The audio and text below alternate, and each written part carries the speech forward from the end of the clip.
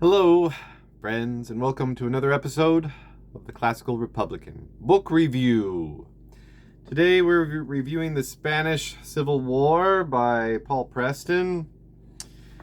It's an excellent book. It was first written in 1986, then republished 1996, and then this is the 2006 version. And each time it was redone, it was republished, he added more to it. So it's at 300, about 350 pages. It's really good.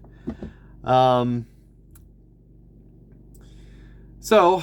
of his main arguments is that the war continues on paper, and so at the beginning, a little bit throughout, but mostly at the beginning and end, he talks about different projects that have been going on since the end of the Franco regime. At the beginning, he gives a little bit of overview, history of where they'd been the previous century, how they got to the Second Spanish Republic in 1931.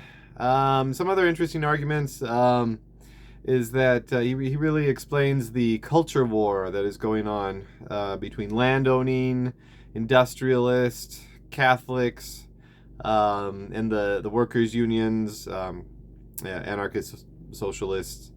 So he points out that one side is anti-clerical, meaning they don't want clergy or priests to be involved in the government, and the other side sees that as being just anti-Catholic or anti-religious. One side wants improved working conditions, and the other side sees it as Soviet infiltration.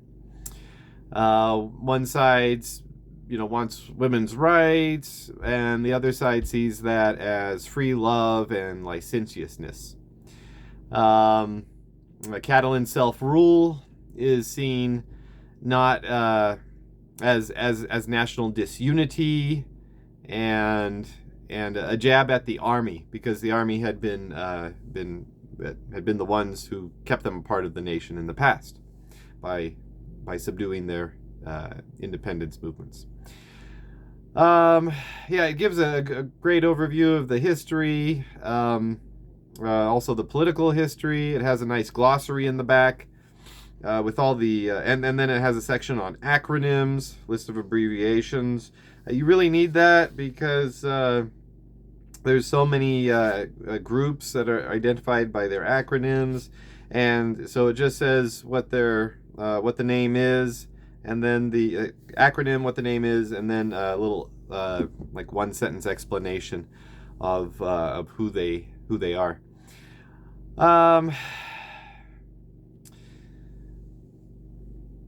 So as the war goes on, I'm going to make another video about the Spanish Civil War. So please watch that one when it comes out. But some other arguments that the author makes on the left, on the far left, you had the question, and we're talking about Marxists, that far left, the question of whether to carry on revolution or defeat the fascists. So you had anarchists in Catalonia, you had several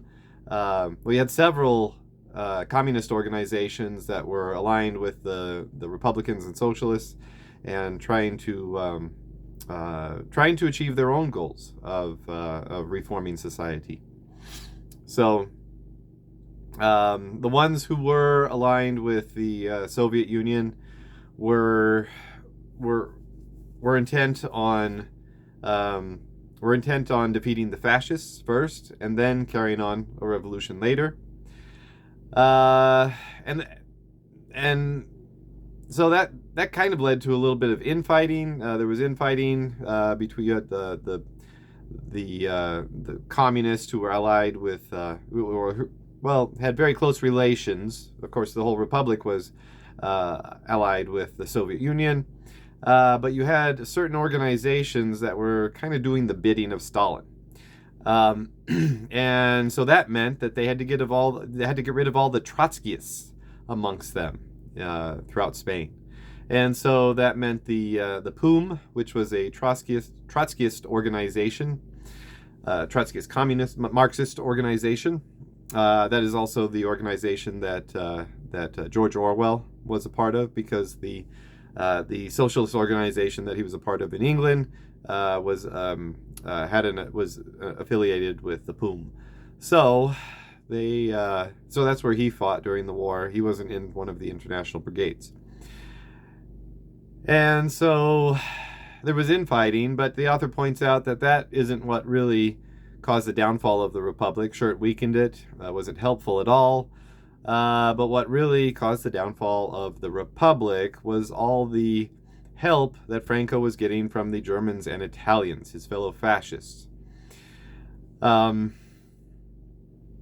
thing that was really interesting was that he points out that the British Prime Minister Chamberlain, when he meets with Hitler on September 30th, 1938, in Munich, to talk about Czechoslovakia and the taking of the Sudetenland, and allowing him to do that and get away with it without any consequences, and then going back to England and saying "peace in our time" with a little piece of paper.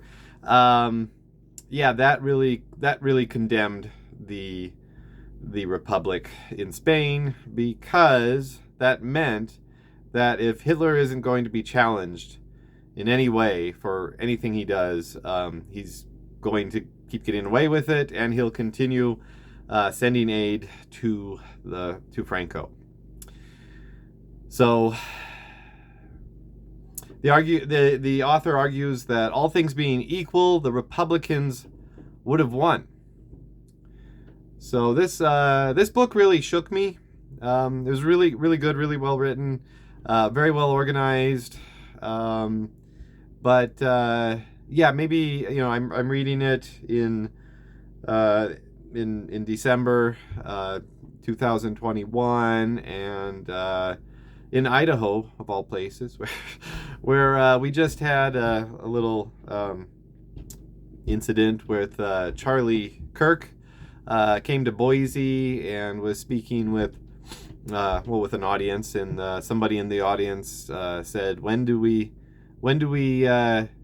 get to use our guns? When do we get to shoot people? And when do we how many elections are we going to get stolen until we do something about it?" And so that's what people are thinking here. But what really shook me when I was reading the book was a quote where one of the fascists says, "We must kill those who don't think like us," and the similarities were just shocking. It really shook me, brought me. I don't really get moved or scared from reading a book, especially reading history. I've read history that impacts me, maybe inspires me, maybe disgusts me, but this was really, really scary and jarring, that we have people who talk like that today. And it was just really disappointing. He really sends it home with towards the end with how everybody just turns their back on the Republic, and the fascists just in Italy and Germany just keep on sending help to Franco, so he's able to continue and keep pounding away at the Republicans and their coalition. So it was a good book. Really made me feel. So I definitely recommend it, especially as just a really good overview of the whole book. I'm also reading another book right now, which drew heavily from Paul Preston's The Spanish Civil War. So you can get it from the library. It should be there. And long live the Republic.